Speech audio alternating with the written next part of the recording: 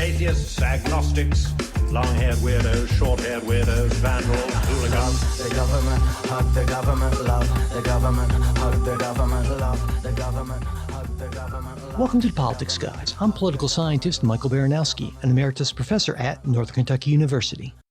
My guest today is Layla Zayden, president and CEO of Future Caucus, the largest nonpartisan organization of young lawmakers in the United States. Today we'll be talking about what makes younger lawmakers different and barriers to their staying in politics. Layla Zayden, welcome to the show. Thanks for having me. I'm excited to be here.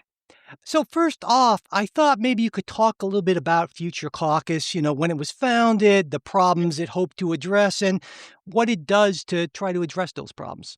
Yeah, so we were founded in 2013, and our founding was Millennial Action Project because we saw the millennial generation who was just starting to enter into elected office as the greatest lever that our country had to transcend the political polarization and gridlock that was really just like paralyzing Congress. And so we started what was called a Future Caucus. So it was exclusively for young members of Congress, Democrats and Republicans, anyone under the age of 45. And really, it was a place for them to get to know each other as people, as members of the same team, not as party labels. And that is really the same mission that we have today, even though millennials are no longer really synonymous with young. That's still the mission. Activate young elected officials to bridge the partisan divide and transform American politics. We're now not just in Congress, but in 36 states, each one with a bipartisan Future Caucus in the state legislature, led by one Democrat and one Republican and open to other members of the legislature. And we see our job as helping them build really strong working relationships so that they can work together on policy solutions and transform really the way that our country solves problems. We don't think political polarization is what should stop us from solving things. We have too many good ideas out there, and we believe young people can be at the forefront of fixing things. One critique I've heard from groups on the right, like, for instance, Influence Watch, is that organizations like Future Caucus, well, they say they're nonpartisan, but really they're part of sort of a center-left democracy reform ecosystem. I mean, like your background with a number of progressive groups and so forth. Yeah. And so how do you respond to people who say, well, this is Future Caucus bipartisan in branding, but culturally, institutionally, really kind of left of center? Yeah, I think people are right to question, right, when they see a nonpartisan, quote unquote, nonpartisan organization, like what's really going on there. And, for example, you mentioned I used to be at the Center for American Progress, which itself has a nonpartisan status, but really works on sort of more left of center issues. And I think that our politics has been organized around party first.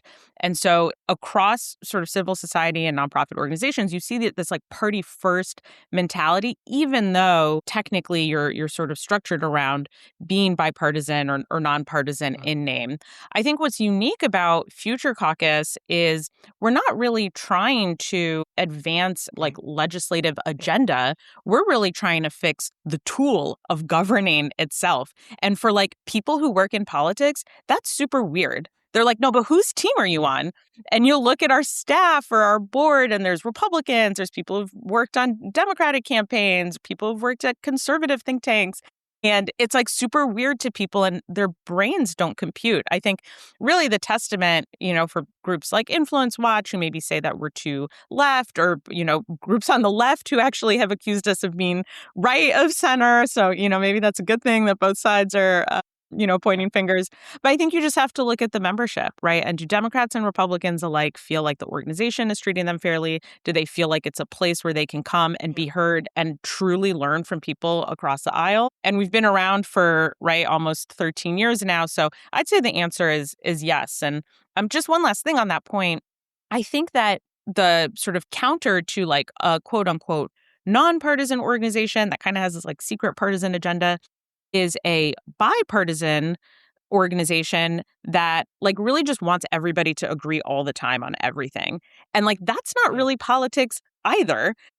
And so we're really threading this needle, walking this sort of like tightrope between we want people to come as their full selves with their ideologies and perspectives and worldviews and opinions and like show up and actually like debate and wrestle with those perspectives and also respect each other and have an interest in not just coming to the table, but staying at the table. And that's what a group like Future Caucus can do. And it's like kind of weird in our current political, makeup to have groups like ours that really are genuinely focused on that.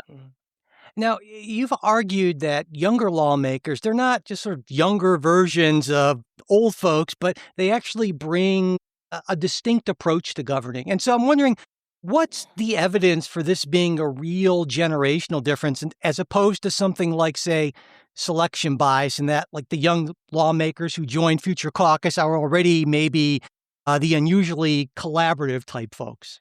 Mm.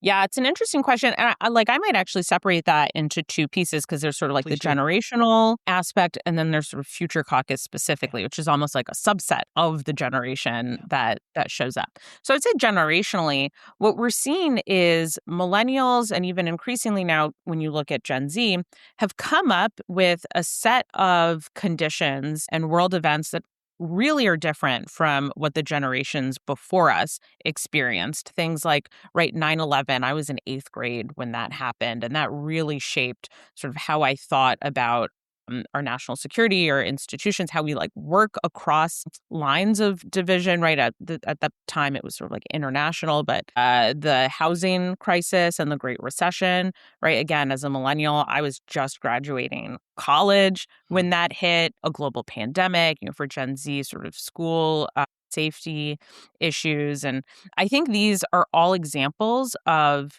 institutions that are supposed to create stability and predictability and ultimately like opportunities to thrive, actually failing our country and our people. And for millennials and Gen Zers who are just coming of age as we're experiencing all of these like once in a generation events, that really does shape how you orient towards solving problems and sort of how to create change through institutions. So I would say as a generation, there really is evidence that these sort of, again, like quote unquote, once in a generation events have shaped sort of how we experience the world around us. And I think what that does is two things. One, especially for younger people, we've grown up sort of believing that institutions are there for a reason, there is a purpose. And we have seen that the way that they are set up is not always the best way to deliver the optimal results. So there's this sort of like belief that institutions do matter, but like we should change them. And I think there's less of a sense of this is how things always have to be, which I do think you see in older generations who really are trying to like almost fit a square peg in a round hole when it comes to how we're doing democracy in 2026 and the things that maybe need a little refresh or an update. There's just a mismatch. And I feel like young people have shown that they really have an appetite to like maybe get in there and change some things. Yeah. And then when it comes to Future Caucus, right, your question was, are these individuals just like the most bipartisan to begin with? Like, or is Future Caucus actually like changing things? And I would say yes to both. I think probably as we launch new chapters in new states, the first people, right, the people who raise their hand and say, I want to co-chair this effort, like probably are unusually collaborative and see political incentive. Maybe they're in a super purple district or there's other reasons why they really want to do this. So the first movers, I would say, are always the leaders who really believe it and don't need any kind of like outside force to try to convince or persuade or demonstrate that doing things across the aisle is actually like a more effective and better way to operate. Yeah. But what we see happening is there's a halo effect of the caucus, which maybe starts with the more collaborative people, actually then being able to get things done, to pass legislation, to just actually have fun with your colleagues, to grow your network of peers. Like, can't underestimate the value of camaraderie when it comes to doing these really hard jobs. And so there's sort of a shininess and curiosity that then other members have who maybe don't think of themselves as first and foremost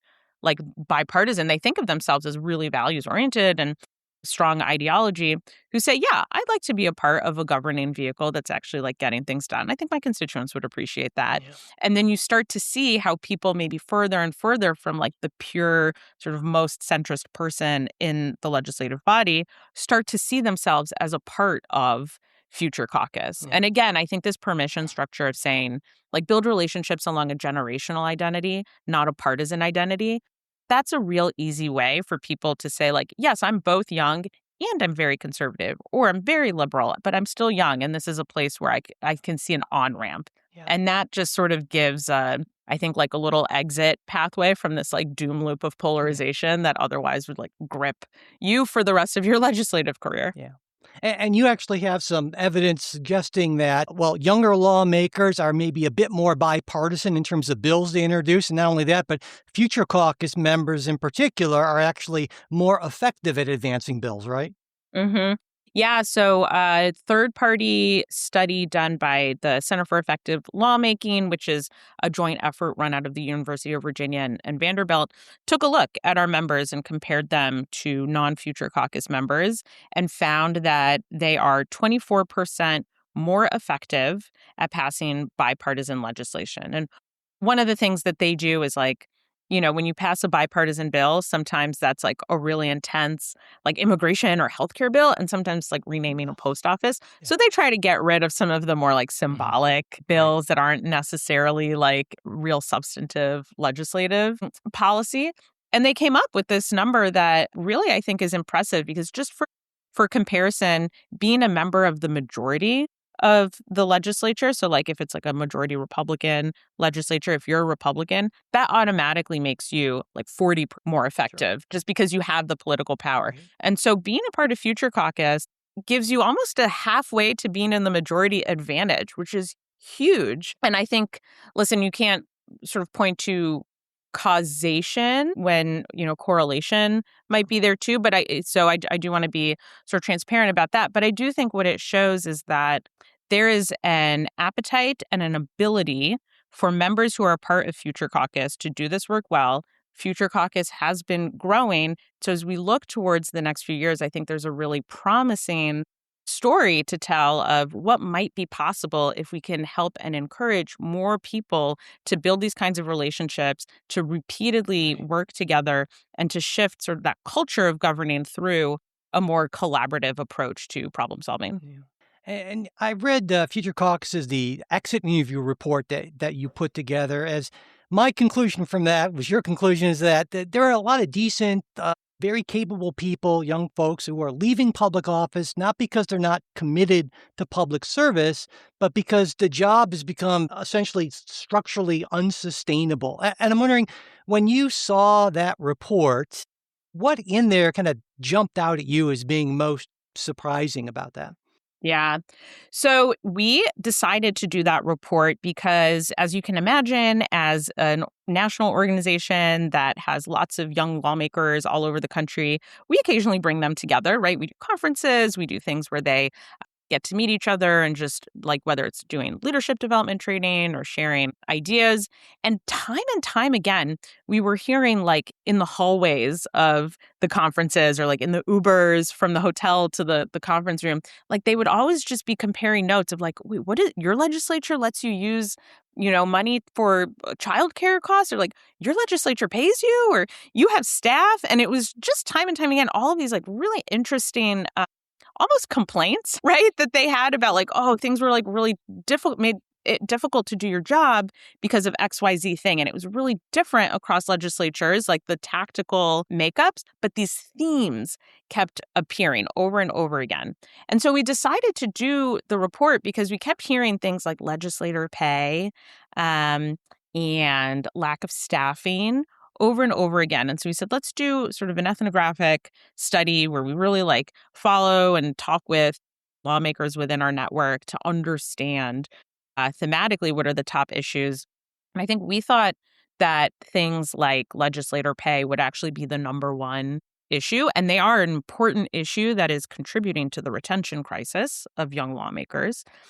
But political violence ended up being the number one thing over and over again. And I think, Mike, your listeners know, like, we have been witnessing an increase in really awful incidents of political violence. Charlie Kirk assassinated in front of a crowd of students. Before that, Melissa Hortman and her husband assassinated in Minnesota. And so I think that issue, more than any other single problem, was the thing that was making people recalculate whether it made sense to serve in office. They could put up with all of these other, like, really problematic designs of the legislature, but political violence ended up being the number one thing. And I think, we sort of, like, kind of knew violence is in the air, but, like, that really put a fine point on it. Yeah, I would imagine low pay is one thing, but yourself and your family being threatened for positions, that's a whole other level for sure. But I Yeah. wanted to ask you about the pay thing because I think Mhm. a lot of folks especially aren't really necessarily familiar with how state legislatures work because there's a lot of variation, right? I mean, in your report, you mentioned that the average state legislator pay is a bit, not quite $48,000 per year plus per diems, which you pretty tough to live on, certainly low. But in part, that's kind of a function of whether the legislature is a full-time, professionalized legislature, as political scientists like to call it, kind of a halfway or a part-time legislature. Because if we look at those full-time legislatures, they're making over $82,000 a year, roughly, compared to around $41,000 a year for a hybrid, and then just $18,500 for part-time, if my math is correct, and it often isn't. But I'm wondering then, is it really more, you think, a problem of pay per se, or there are just a lot of really unprofessionalized, low resource state legislatures, and that's kind of what folks are reacting to? Mm. Yeah, it's such a good observation. And I think it's a mix, right? I think of the full-time professionalized legislatures, there's really, like, very few of them across the country. I think only 10 in the whole United States. And the rest really are, like, well below what the average American worker earns, right? And this other distinction between full-time and part-time is a little bit of a misnomer because while you might be in session Right.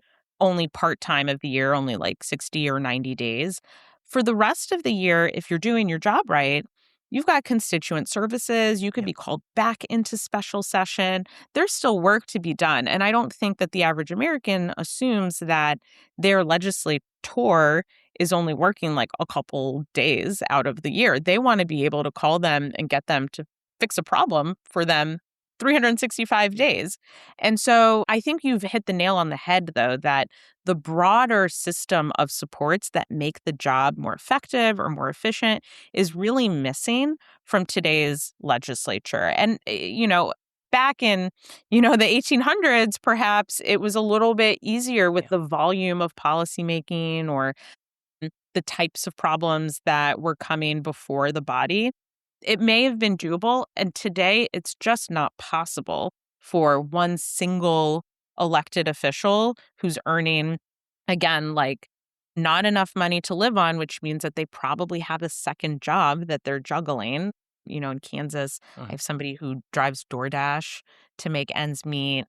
In Vermont, we just heard somebody from our network is leaving because she can't afford to do the 3 jobs. She works at a senior center, she's a Yeah. dental assistant, and she's their state legislator. It's too much. And then on top of that, they're supposed to, right, like, answer constituent phone calls or organize town halls or read the policy bills that they're voting on. And the issue that you mentioned around technology that maybe could make that easier, more efficient, staffing that could help support the Uh-huh. people who are doing that. I think that has really been missing from a lot of the legislatures across the country. And like I said, there's 50 states and there's 50 ways that they've decided to do it. And I don't know that there's one single one that has gotten it all right, but that's sort of what the exit interview report was trying to outline, is that there's a lot of different angles to attack this problem, and just showing some movement I think would go a long way towards helping retain some of the individual lawmakers who've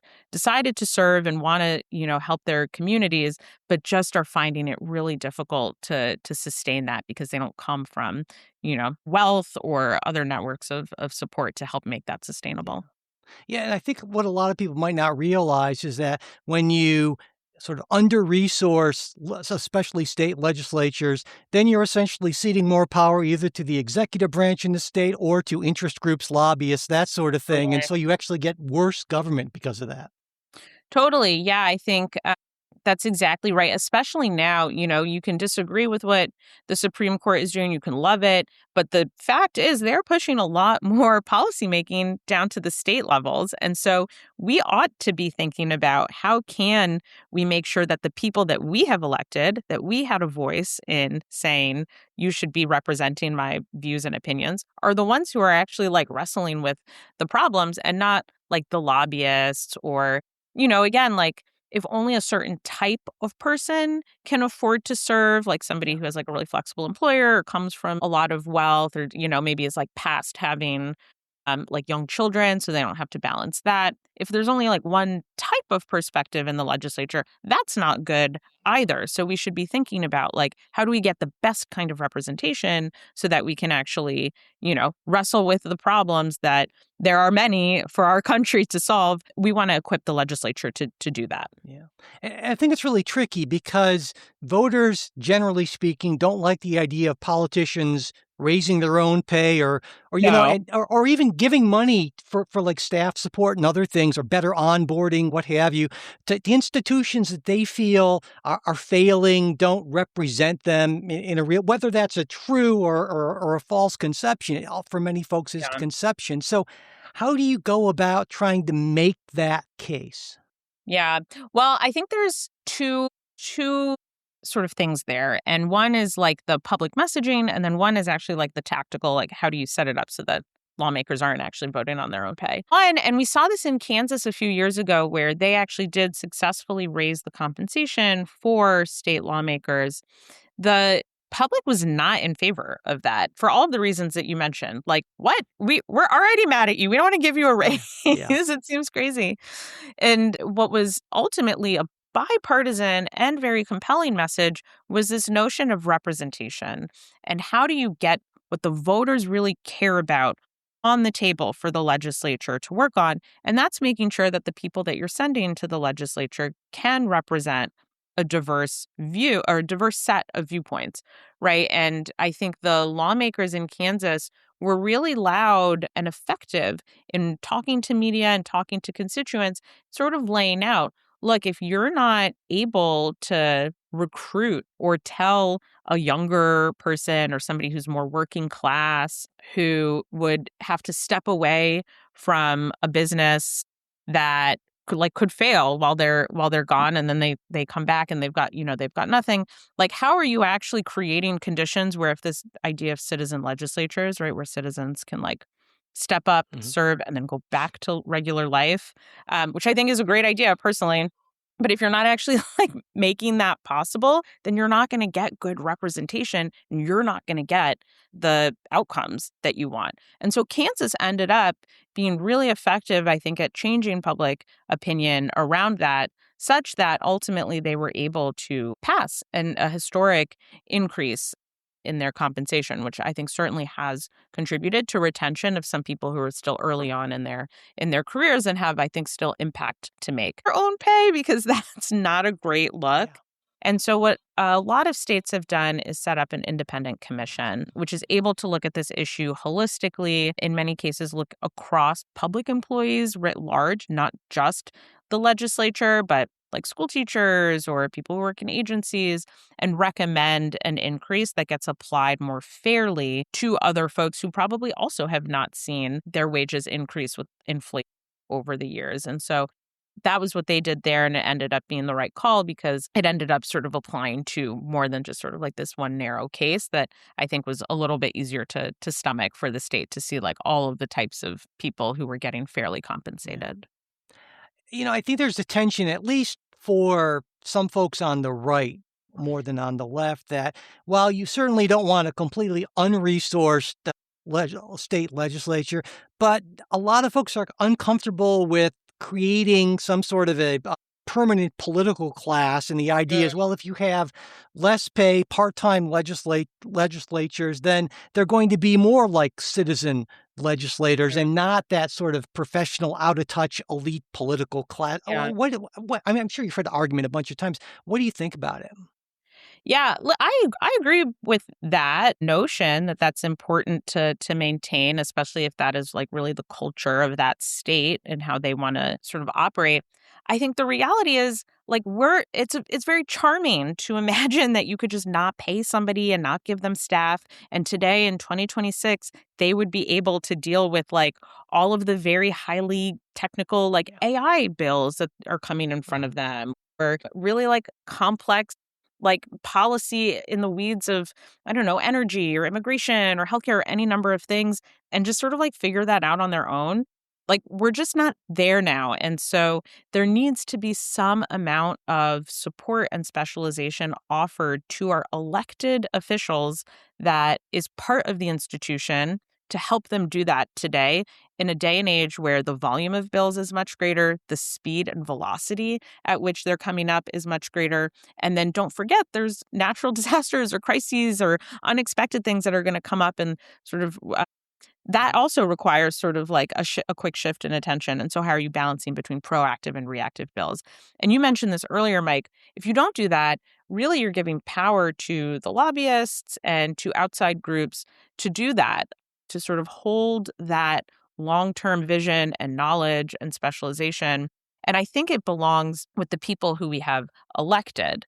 Now, if the goal in your state is how do we create a system for somebody to really embody the like citizen legislature ethos where it really is like a member of the community, we have to make it at least sort of comparable for that member of the community to jump from sort of like one livelihood to the next for a few years. And so I don't think we would be suggesting that, you know, you pay lawmakers like hundreds and hundreds and hundreds of thousands of dollars per year, but there does need to be some improvement so that we can keep pace with just the like business of as usual today in legislatures, which is I think a lot greater and faster in volume than it was, you know, 100 years ago. I want to move from pay to violence, which, as you pointed out, was the number one thing. I mean, American politics has always involved a certain amount of harassment, threats, and even occasionally some violence. So, what, if anything, do you think is different about our current moment? Yeah. The vitriol has really gotten quite staggering. And I think one sort of assumption that I'm making is that social media has played a big role in providing some comfort for people to sort of facelessly and namelessly make these threats that create a real culture of fear and then sometimes inspire and normalize for other people who are maybe one step closer to actually doing violence to feel like, okay, well, this is sort of permissible in society. You know, we in the report tell the story of a young lawmaker in Michigan who was getting death threats online and was able to actually take that person to court. They figured out who he was, you know, took him to court, and he stood up, this man who had made death threats to this young woman, this lawmaker, and he said, "Yeah, I did. Of course, I made that death threat, but who hasn't wanted to kill a politician?" And he was acquitted. He was acquitted. And you know, I think that that is maybe the difference. Is democracy requires free speech. It requires people disagreeing, and it requires, you know, I think real passion. What it does not require is this level of like of violence, of rhetoric, and of fear that lawmakers are living in for themselves and their families. And there is some amount of, you know, disagreement that I think is good in a democratic society. And this has really crossed a line to where when you're shooting political figures in front of hundreds of students or assassinating lawmakers and their husbands and their dogs in their home, like that, you know, we can't be okay with that. And of course, there's a tension here as well because you want to make sure that lawmakers are protected, but also they need to be accessible to the public, and the last thing you want to do is put them in any sort of a bubble. And so, I mean, do you have any thoughts on kind of on how you navigate that tension? Mm. Yeah, I think some of the response that we've seen is like more metal detectors at in legislatures, which is similar to what we've seen in schools, right? As gun violence has increased, we've sort of done that. And I think there's some amount of responsiveness that just has to happen. Like we need a long-term solution to the political violence, which in my opinion is de-escalation. We need to I think we need leaders of both parties to really call their sides down to say this is not okay every time that there is an incident. And we need immediate fixes to protect the people who are serving their communities and by doing so putting their lives on the line. One thing too that I think we've seen is when you poll for this question, people get it. People are by and large supportive of measures at the state capitol, and in sort of like legislative settings that actually do help protect the lawmakers who are there. And so one of the things that we're seeing though is there's a little bit less support at extending those protections once you leave the Capitol and are like in your car, at your home. And so that's where we see sort of what you're saying, like, what is this line between when uh, an individual sort of passes over from being like a private citizen to a public figure, and when do those protections need to then extend beyond just in these like public institutions? I think that's a conversation worth having. Then I think the second thing is sort of what is the way in which we can actually help people pull back from the edge of the cliff that we're on right now of like what is okay in creating a culture of political violence. And that's going to take, much longer than just a few policy fixes. One of the other things you mentioned is better treatment for, I'll say, reforms in the way of for caregivers, for people with young families, that sort of thing. I mean, there are all kinds of issues with unpredictable calendars, or kids can't be here, there, and a bunch of other places. And I think some people might hear that and say, well, isn't that just the nature of the legislative job? Is it's unpredictable and crazy, and you don't want kids around there, and or Yeah.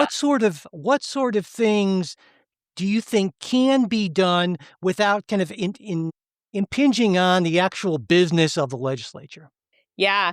Well, and I agree. I think there's some amount of like right craziness and unpredictability of the job, and that's not going to change. What I think we do want to change is as we have a more inclusive workforce, right? As more types of people are now like participating in business, in like nonprofits, having jobs, like the way that we think about like what an employee deserves has changed over the past 50 years. It hasn't really changed for people who are in the legislature. And the legislature is a workplace, just like any other business. And so I think some of the things that we would suggest are not things like necessarily having like your kids running around all day, because that's not something I would suggest for any Yeah. regular business. But I do think that if we're not going to raise salaries or increase legislative compensation, actually giving something like an ability to spend some of your campaign dollars on childcare when you're out campaigning could be a really smart way to expand the pool of who is able to serve. And it's something that nearly 40 states have actually done, a really easy sort of fix to just enable more people to feel like they have childcare while they're going out sort of representing their communities. I think something like more predictable scheduling is an easy one. There shouldn't be sort of these like last minute scrambles because that disproportionately hurts not just people who have small children, but people who are caring for older parents or older relatives. And a lot of these things that we're talking about that are family friendly policies really do benefit everyone. Mike, you know the story of curb cuts? I'm sure you're familiar with this idea of those little like divots on the corners of sidewalks that the disability community advocated for a long time in like this, mid 1900s and 50s and 60s, and ultimately won in the ADA sort of widespread changes to sidewalks so that wheelchairs could easily get from one sidewalk to the next. And that was a win for the disability community. But you know what? Everyone loves curb cuts now. People who are like pushing strollers or people who are like going to the subway with their suitcase and trying to like roll it across. There's a ripple effect of who this helps. And some of the most loudest advocates for a change are not the only beneficiaries for it. And so our view is that some of these family friendly policies are really important for young parents or people with caregiving responsibilities and can enable more perspectives to be in the legislature. Ultimately, we think that those types of changes, predictable scheduling, et cetera, will really benefit and come to be beloved by everyone. I feel like part of the problem might just be that a lot of people don't even really understand what state legislators do. And I guess I'm very sympathetic to this because as a former professor for a long time, I got the whole, well, you only work 15 hours a week and you get your summers off. And I was like, oh my God, no. But to the point, it seems like a lot of folks would maybe just say, well, when they're not in session that often, they just basically 2 or 3 days a week. And I wonder how much of this task is really kind of an educational task to get people to understand that this is a really tough, crazy, unpredictable job in a lot of legislatures, the majority of them, I would say, under really crummy conditions, honestly. Yeah. Yeah. Mike, you weren't just like working on your tan in the summers and totally like taking off? Yeah, I agree. I think most people imagine when they imagine a state legislator, probably in their mind have a member of Congress. They're probably thinking about the powers of the US Congress. And we hear it from our network too. When they're, talking with constituents, they'll get asked, what are you doing on the war in Iran, or what are you doing on things that are really beyond the scope of, Yeah. what a state legislator does. And, I think there's two things. One, yes, there is an education campaign that needs to be done. There is a level of sort of civic education, of just sort of like division of powers and who does what and where do I go to if I want this kind of problem solved, like who do I call? I think that would be really important across the country. And I think it almost doesn't matter because we're never going to like educate everybody to the perfect level of understanding every single sort of lever to pull and number to call. I think even people who would consider themselves really plugged into politics probably don't have, that sophisticated of an understanding of even the poorly misunderstood state legislature. And so I think what we're really talking about is a crisis of trust. I think people are frustrated and don't want to afford any changes to the politicians that they see in the state legislature because they just fundamentally don't trust that the political leaders at any level are there with the right interests in mind. And I think that's a deeper problem that we have to solve is how do you create a sense of trust and really humanizing the leaders who are there to serve, but really sort of reinforcing this notion that the folks who are there in your state capital are there to help, are there to listen to your problems, and are there to do their best to move forward as much as they can the solutions to things like housing or affordability that you really care about. And until we solve that, I don't know that a huge civic education campaign will really change whether or not people feel okay with, raising Yeah. pay or investing more in that system. Yeah. I want to ask you a little more about that trust issue, maybe from a different direction. But you talked before about the importance of trying to create this relationship based on kind of generational cohort as opposed to something like partisanship. But of course, in politics today, if you even sometimes look over at the other side of the aisle with anything more than disgust and disdain, you're punished by the activist group or donors or and that sort of thing. And I'm wondering how do you try to build those bridges in light of all of that, well, mistrust of the Yeah. other side or consorting with not the loyal opposition anymore for the most part, but the enemy? Mm.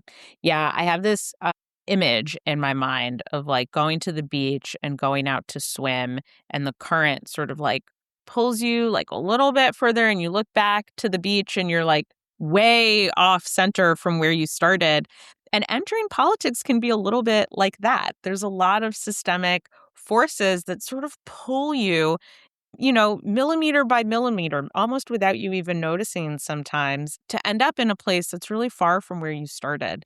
And so I think that what relationships can do, and in particular relationships through Future Caucus, can be something that tether you closer to that starting point.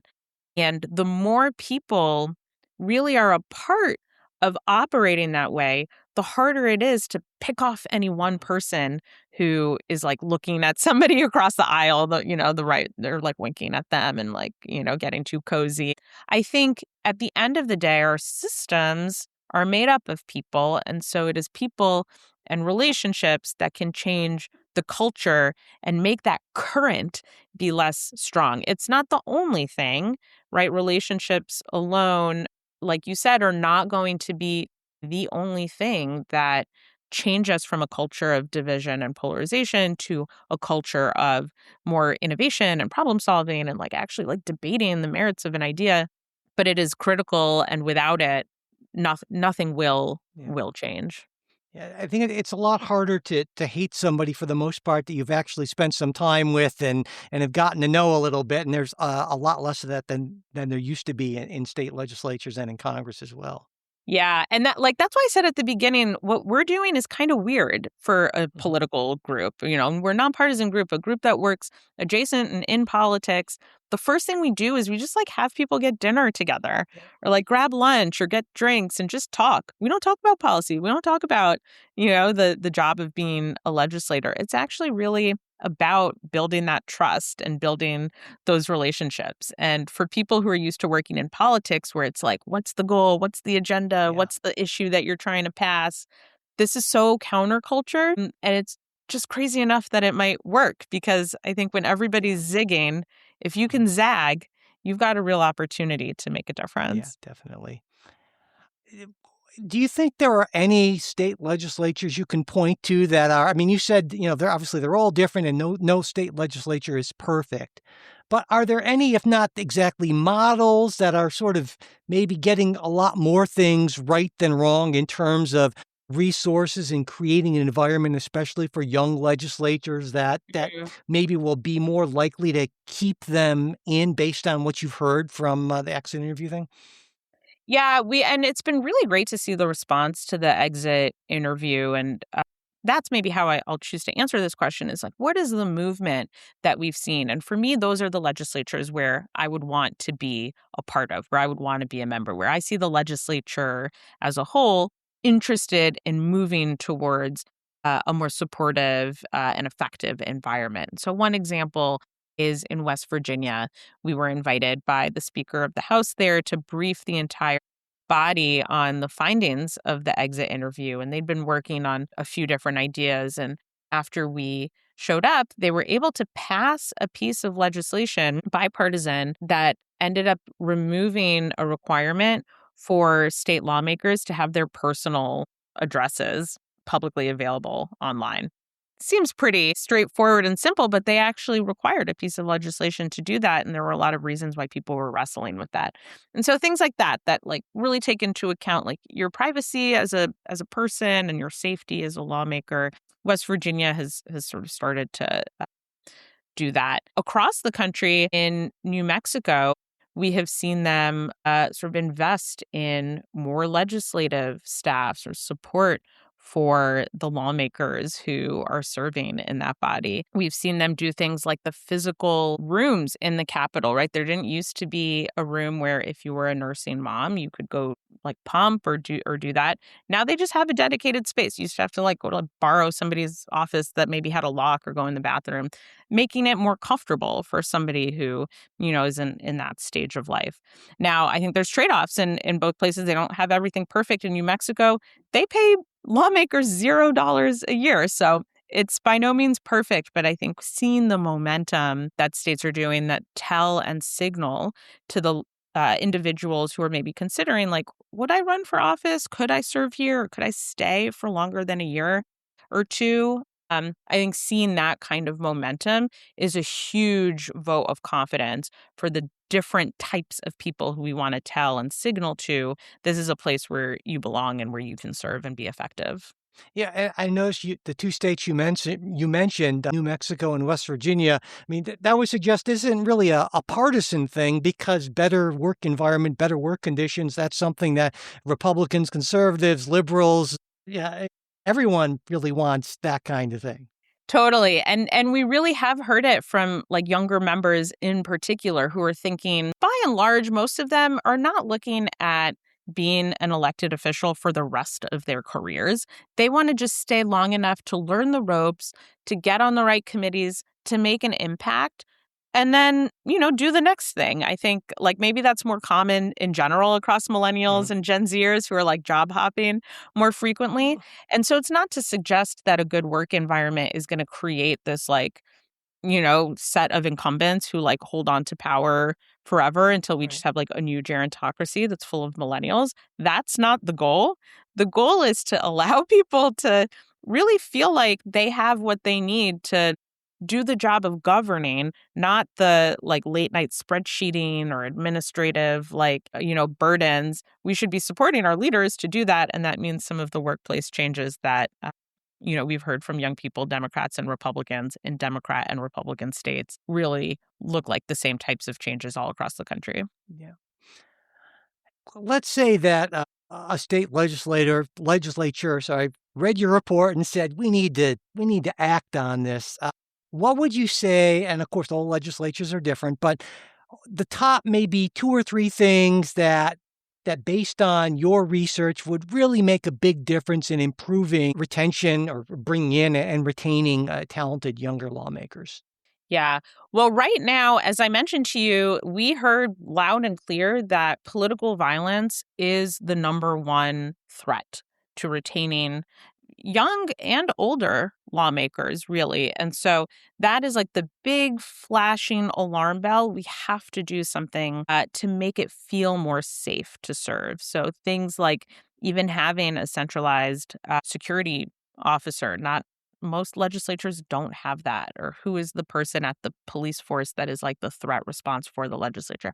Having sort of a go to Mhm. person, things like what West Virginia passed, sort of like removing the availability of information, private information about lawmakers, types of changes that we would recommend. So a whole bucket of changes around political violence, safety, and security. The second is I really do think the staff support and infrastructure support really makes a big difference. In a state like Vermont, they don't even have offices. Yeah. So if they wanted to meet with a constituent in the state capitol, like you got to find a Starbucks or something, or like meet in Yeah. your car. There's no actual infrastructure for them to be accessible to constituents. In a state like Georgia, every state lawmaker, or well, let me say this the other way, there's one staff person for every 8 lawmakers.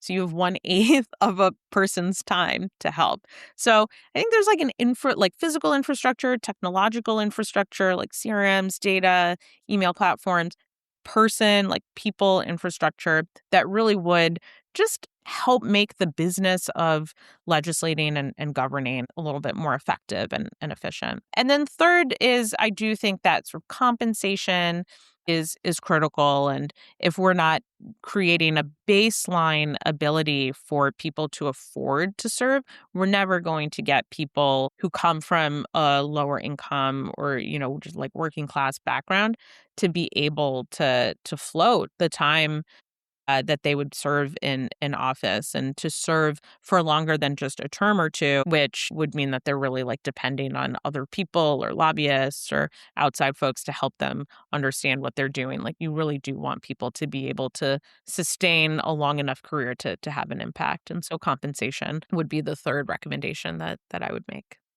I think what a lot of people might not think of it this way is that it's really sort of an investment in finding and nurturing, developing talent. And in any business, whether it's lawmaking or, computers or manufacturing, what have you, if you don't have that, then talent's not going to go there. It's going to go somewhere else. And the last thing we would want is our less talented people to be the ones making the laws, and the more talented people be the ones lobbying them. And I don't know, to me, it seems like a pretty no-brainer. But then again, I'm kind of on your side already on this one. Yeah, it's a no-brainer. But if you're not really thinking about it and on its face, you say, we'd like to pay politicians more and give them more benefits. Yeah. Like your knee-jerk reaction is like, whoa, whoa, whoa. No, What about me? Like, I'm working hard. Could I get a pay raise and more benefits? And so I think really being able to communicate what you said, like if we believe that the future of this country depends on good leadership and our institutions functioning, and that problems that we need solved through, our government can actually be solved by the people we elected and not by lobbyists or people who are influencing them, then we have to think about maybe the accidental design that needs to be unwound a little bit that can actually enable that vision to be true. Yeah. And even for people who don't even care about state legislatures, which they should more, but that's a whole other issue. But these are the farm system, the training grounds for our future members of Congress and governors and senators, that sort of thing. And so I feel like you neglect the roots there, and you're going to end up paying a pretty significant price down the road.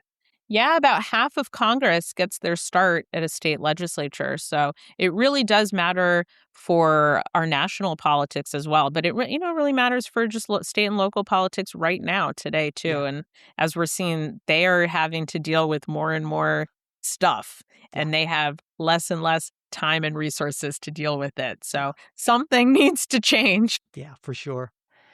I think it's easy to look around the environment these days with, threats to personal safety being the top issue. Like, geez, given how toxic the environment is so often, when you look around, what makes you feel at least somewhat optimistic about the situation? Well, I'm usually the most hopeful person in a room, and that's because I get to spend my time with people who really believe that public service matters, and are trying their best to make a difference, right? Every year I meet Republicans and Democrats who could be making more money and could have easier lives doing basically anything else besides this. Yeah. But they have chosen to serve their communities. And I think that is incredibly hopeful. And as long as that sort of American spirit and desire to connect and serve is there, I think it's really on us as a country to think about what do those people need to live up to that promise. So I think the exit interview is really important in sort of outlining some of the challenges and barriers they're facing. But the story that I'm seeing is not that good people are abandoning politics. It's actually the opposite. It's just that we're seeing them run towards the fire, the challenge, or, this sort of opportunity, and that our institutions really just need to catch up with the leaders who are trying to, really solve things and lead these institutions. And super solvable problem, which really should give all of us hope that this is a fixable thing that we know how to fix. Well, on that note, I think we will close. Layla Zayden, thanks so much for taking the time to talk with me today. Thank you. It's been a pleasure. Thanks for listening to this Politics Guys interview. If you have a question or comment for us, we'd love to hear from you. You can reach us at mail@politicsguys.com. If you're not already a supporter of the show, we hope you'll consider becoming one. Supporters get ad-free versions of everything we release, our full-length midweek episode instead of just a preview, and access to our Politics Guys Discord group. It's a fun place with a great bunch of people. You can support us on Patreon, where you can even sign up for a free trial. And if Patreon isn't your thing, or you're a current supporter and want to give us a little extra one-shot contribution, you can support us on PayPal and Venmo too. You'll find links to all our support options at politicsguys.com/support and in the show notes. If you'd like to get our full-length midweek episodes, but you're not in a position to financially support the podcast right now, just email me. I'm at mike@politicsguys.com, and I will be happy to get that set up for you. And whether you're a supporter or not, we'd appreciate it if you could subscribe, rate, and review us on whatever podcast app you use, as well as sharing episodes on social media. And finally, a very special thanks to our wonderful executive producers. They are Wilma Moreno, Daniel Toe, Ryan Beasley, Don Oglesby, Derek Schmidt, Dakota Heath, Jason Chrysler, Dave Dean, Jeremy Larson, Brian Matza, and Jody Marie Miller.